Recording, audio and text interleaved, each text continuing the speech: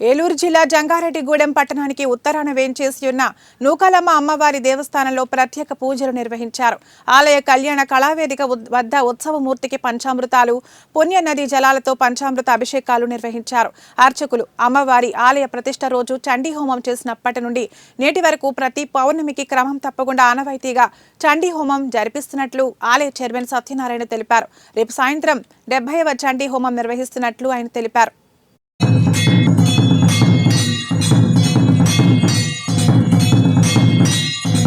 సందర్భంగా అమ్మవారికి ధూపదీప నైవేద్యాలు, నిత్య పూజ కైంకర్యాలు, అదేవిధంగా ఆలయ కళ్యాణ కళావేదిక వద్ద ఉత్సవమూర్తికి పంచామృతాభిషేకాలు, సాయం సంధ్య హారతి పూజా కార్యక్రమాలు నిర్వహించడం జరిగింది.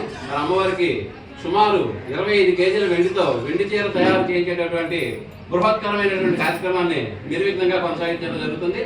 మరి ఈ కార్యక్రమంలో భాగంగా స్థానిక వెలుగు కార్తీకు కృపాజ్యోతి దంపతులు 25 తులాల వెండిని సమర్పించి ఉన్నారు. మరి వారిని, వారి కుటుంబాలను అమ్మవారు ఎల్లవేళలా కాచి కాపాడాలని చెప్పేసి ఈ సందర్భంగా కోరుకోవడం జరుగుతుంది.